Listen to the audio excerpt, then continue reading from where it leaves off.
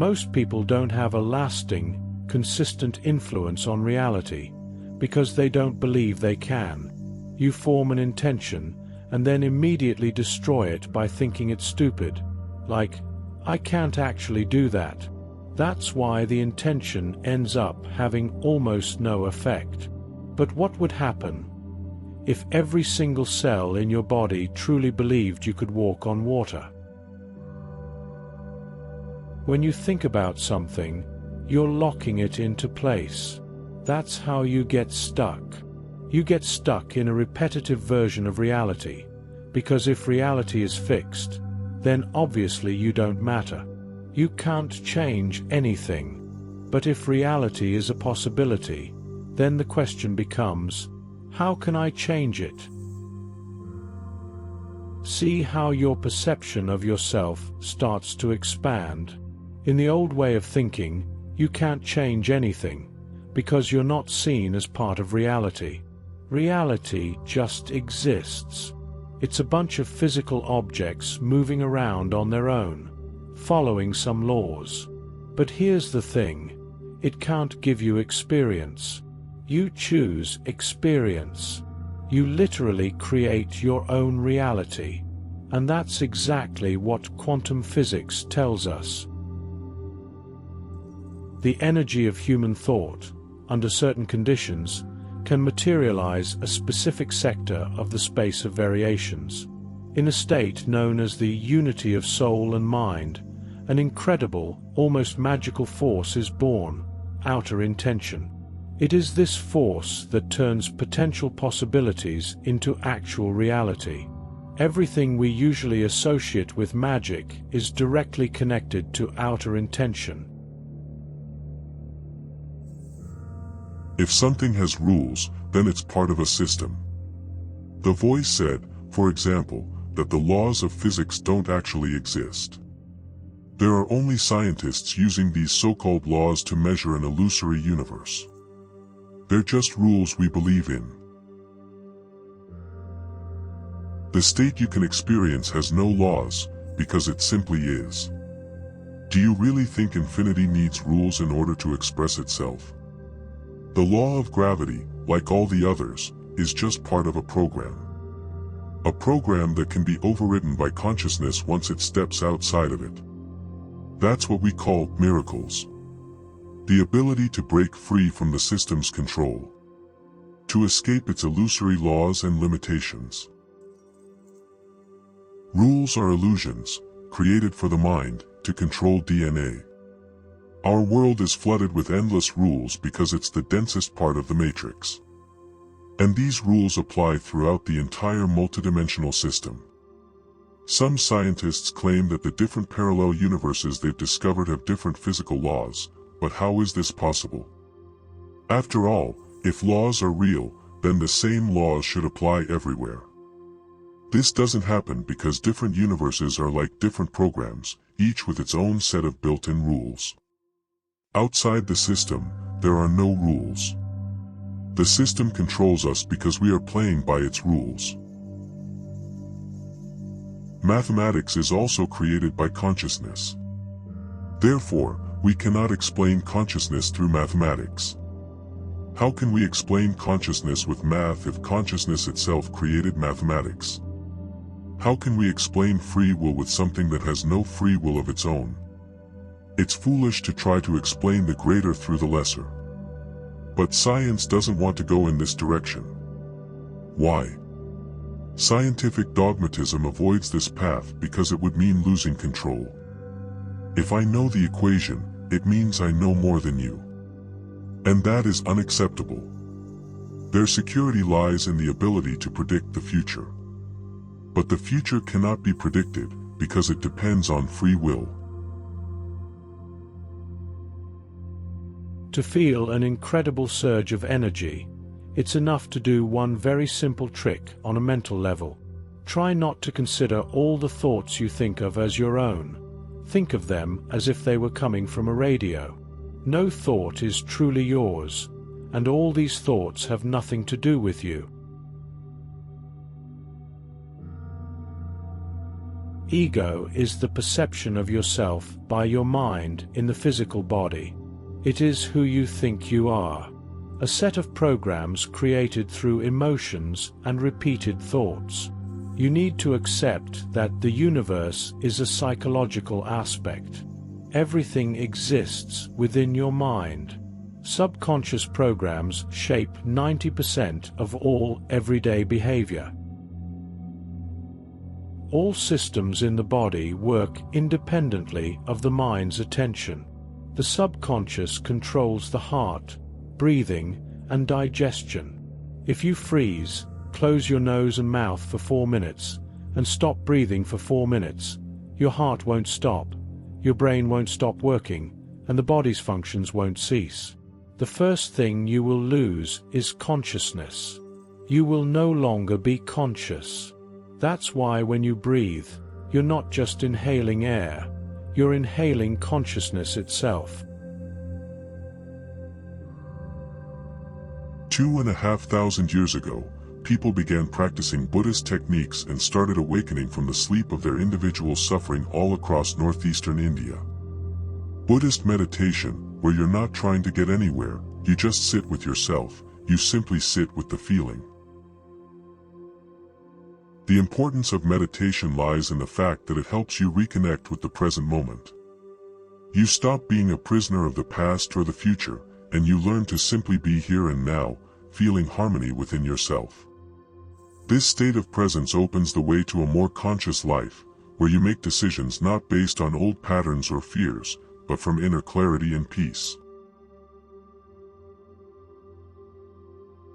Spirituality has weakened so much that you're convinced enlightenment is the beginning and the end of spiritual practice, the finish line. But that's not true. There are things that come after it. What we call enlightenment is just the beginning of the process. In magic, which in the East is known as enlightenment, we call it solar self-awareness. Solar self-awareness means you are fully in the present moment, as if you've reached enlightenment. After the development of solar self-awareness comes the process we call the solar body. You build a mechanism that prevents self-awareness from disintegrating into a state we refer to as the second death. The first death refers to the death of the physical body, while the second death is the dissolution of the astral or etheric body. When your consciousness passes through the cosmic washing machine, every part of your personality is washed away, leaving only the core of pure energy, which is then reused somewhere else. This won't happen if you have developed the solar body. During death, your consciousness passes through the solar body. Then, you are not quite the same, but your consciousness is now eternally indestructible. And at that point, if you wish, you will be able to return to the physical world whenever and wherever you want.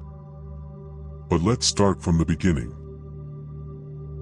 As long as you don't touch on esotericism or spiritual worlds, nothing affects you because you are completely indifferent to the higher world. In other words, you are just a background character, filling space. Until the moment you start wondering what this space is, what your role in it is, the meaning of life, your purpose, and so on, nothing really happens. As soon as these questions arise, attention is drawn to you. After that, there are two possible outcomes. The first is a test of how stable you are in this new state, and an attempt to knock you back into your former, background, personal activity. If the character is persistent, a series of exams begins. The question is how stable the person is. Problems start piling up, hidden processes begin to unfold. Instead of the joy of being, an endless struggle with oneself begins. If the character passes this stage, the exams stop, and the flow of information begins. That's when a person becomes interesting to the higher world, to their surroundings. This is about your inner world, which you must preserve, not squander.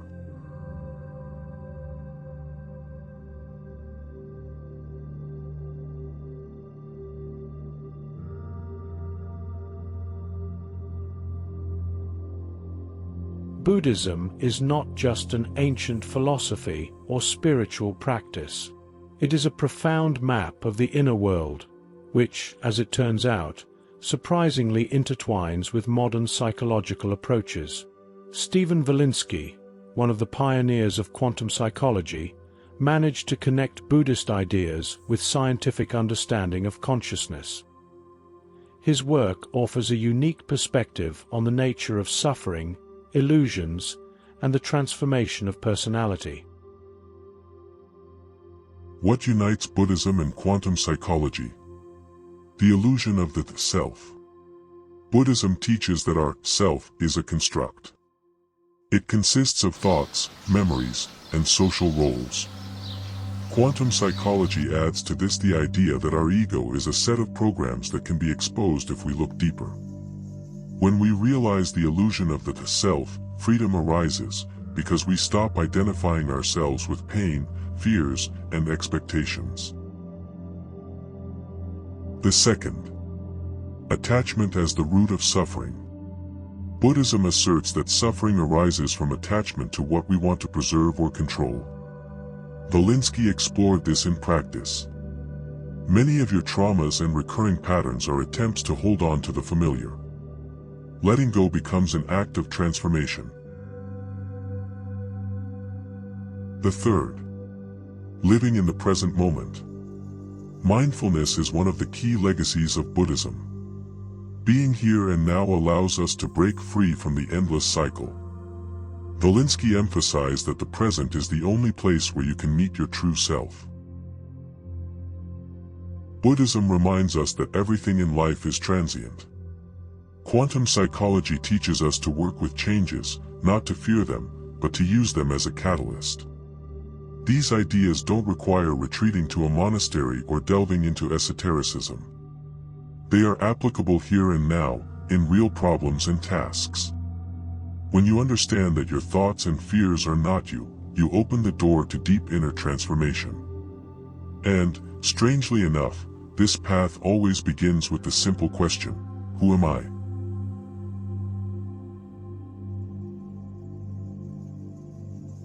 We are all absolutely the same. We just do different things. You say you want to reach a completely different place, but the frequency you're aiming for is far beyond the one you're currently on. If you can see something in your mind, you can hold it in your hands. Don't pay attention to people who tell you that you can't do something. The moment your belief aligns with your state, you merge with it. This union leads to the projection of plots, plans, conditions, and circumstances. The most amazing things begin to happen in your life. This new state of awareness becomes your home, from which you view the world. Act like the person you want to become. This is your workshop.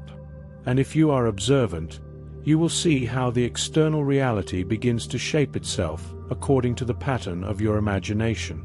You won't have to adapt to the world will start adapting to you. The ancient Egyptians didn't just exercise their imagination, they paid a lot of attention to altered states of consciousness. It is now known that they used hallucinogenic plants, such as the blue water lily. Interestingly, the ancient Egyptian tree of life has recently been identified with the Nile acacia, known for its high content of DMT, dimethyltryptamine, the same active ingredient found in ayahuasca. We have created enormous mechanisms of armed bureaucracy that invade our private lives, breaking down our doors, arresting us for possessing even small amounts of psilocybin or substances like DMT, whether in the form of a smoking mix or an ayahuasca brew. And as ironic as it sounds, we now know that DMT is a hormone produced by the brain's endocrine system. It exists in the body of each of us. However, its function remains unknown to us due to the lack of research.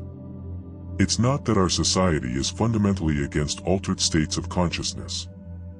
Millions of times, people have experienced such states, often at the hands of the union of the unholy, consisting of psychiatrists and a large pharmaceutical cartel prescribing excessive doses of drugs to control symptoms like depression or attention deficit disorder.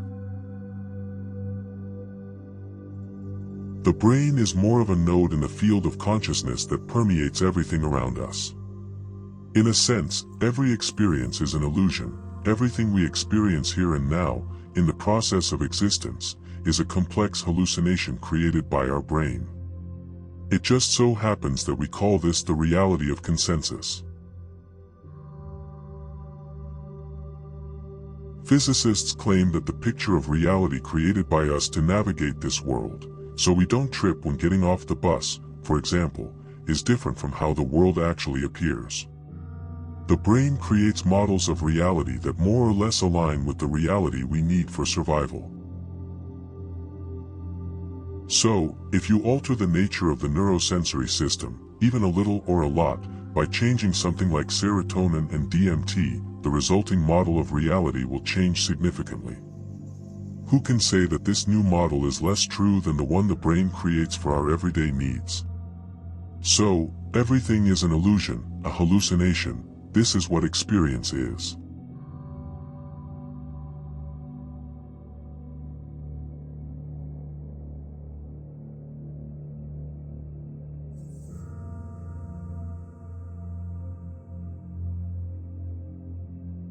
At the very top of the limbic brain, there is a small antenna called the pineal gland. It contains tiny crystals that are highly sensitive to electromagnetic frequencies. The pineal gland, known in ancient traditions as the third eye, is a small part of the brain associated with higher consciousness and intuition. Unfortunately, factors like fluoride and toxins can hinder its optimal functioning. However, with targeted practices such as consuming purified water, organic food, and meditation, it is possible to promote the decalcification of the pineal gland. An interesting way to stimulate the pineal gland is by listening to resonance frequencies, such as the sound of singing bowls, which can enhance intuition and spiritual connection. The pineal gland also contains crystals. Crystals have amazing properties. When pressure is applied, they release energy. This is exactly how a lighter works. If you have a lighter, the spark is not created by flint, but by a crystal. When cerebrospinal fluid applies pressure to the pineal gland, it also sparks. Thus, it is possible to direct this fluid upward along the spine, creating pressure, which will lead to the activation of the gland. Why do our controllers work so hard to suppress the functionality of the pineal gland? After all, fluoride, specifically sodium fluoride, which they add to toothpaste, children's toothpaste included, and drinking water, besides causing other damages to our body, calcifies the pineal gland, turning it into lime. As Wikipedia tells us, water fluoridation is meant to prevent cavities. Oh, we know, the controllers love taking care of our health. The pineal gland is connected to critical thinking, creative thinking, imagination, and our abilities, including, possibly, the ability to see beyond time and space. It is responsible for the production of melatonin and serotonin, hormones that regulate sleep and wake cycles. If your pineal gland loses its functionality due to calcification, you begin to perceive and project the reality that is imposed on you. You become submissive, ignorant, and pliable. It's no coincidence that in concentration camps, and I believe not only there, sodium fluoride was used to calm prisoners. And this toxic substance isn't the only one that paralyzes the full functioning of our pineal gland. The controllers have many tools at their disposal to manipulate our thoughts. Sounds, vibrations, technologies in our phones, electronics, apparently, they know much more than we do about how we collectively create our reality and how to influence this process to their advantage. In 1994, an independent Canadian journalist named Serge Monast published a report at the Quebec Centre for Free Press. He titled it NASA's Project Blue Beam. According to the document, the project was initiated by the American Space Agency NASA and the US government. Its main goal: to influence human consciousness through advanced technology, triggering emotions ranging from fear to awe. Serge Monast claimed he had undeniable proof of the project's existence, based on testimonies from several individuals who allegedly took part in it. The ultimate aim of Project Blue Beam was to carry out a massive global deception, using holographic projections to simulate the second coming of Jesus, along with appearances of other divine or semi-divine figures. Low-frequency waves would then be used to manipulate people's minds. In 1995, Monast published his most detailed work, the Toronto Protocols 666, modeled after the infamous Protocols of the Elders of Zion.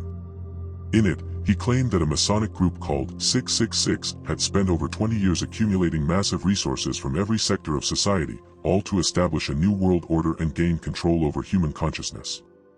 In both 1995 and 1996, Monast stated that he was being harassed by the police and authorities for spreading forbidden information. Then, in December 1996, he reportedly died of a heart attack at his home, just one day after being arrested and spending a night in jail. He was 51 years old. His followers are convinced Monast didn't die of natural causes. They believe he was murdered. When the pineal gland is activated, it begins to create an invisible field, much like a radio antenna, which can tune into different frequencies. There is a theory of multiple worlds, an infinite number of dimensions that overlap with one another, and we live in one of them. The moment you start tuning into a frequency that exceeds the speed of light, the pineal gland resonates with that frequency, and then links the physics of that energy with the biology of our brain. Once the pineal gland is activated and receives the energy, the flow of consciousness will lead you to very deep visions. This is why it is called the third eye.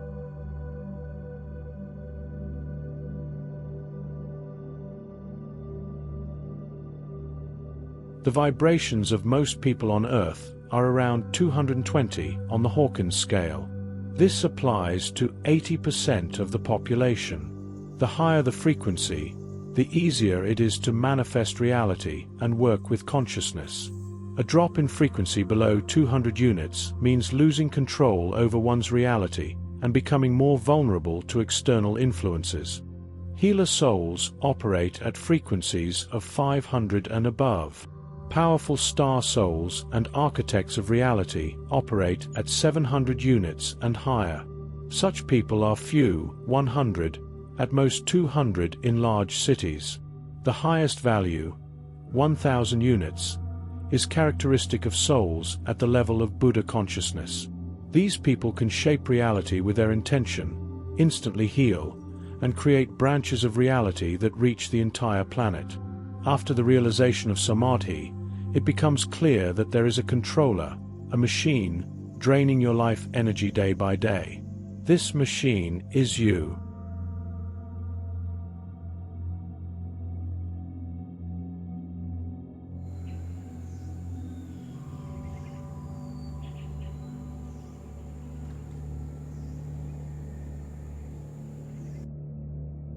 Meditation is a spiritual practice that prepares you for physical death. But also, if you look at the world, you will see that everything appears and disappears. And people are part of all of this. People appear and disappear from the face of the earth. It just happens. Our ego personalizes everything, and we consider ourselves special cases. But that's not true. And in all of this, everything is constantly transforming. It changes form, it is transfigured. So many of us waste so much time doing something completely absurd, just to avoid this experience. People truly try to ignore the thoughts that they will die, and that the people they love will die too. This opens your heart. It breaks it and opens it. When you focus your attention on something, the wave turns into a particle. This has already been scientifically proven. From this perspective, the world is material only 3% of the time. The rest is energy, which can be controlled. How? A wave turns into a particle only by the will of the observer. In other words, a person materializes whatever they focus their attention on. Where attention goes, energy flows. Remember, this is the key. Where your attention is, that's what is most likely to materialize for you. It's a matter of time. Remember where your attention is directed throughout the day. Where do you pour it? If so, you're still a battery feeding someone else's dreams, not your own. What does the mass media make people think about right now? Where are the masses being drawn? And multiply this by the principle of Tsiolkovsky, where union also has its own law. I quote, "Two auras amplify each other 7 times if they are on the same wavelength, and 4 people amplify each other 343 times.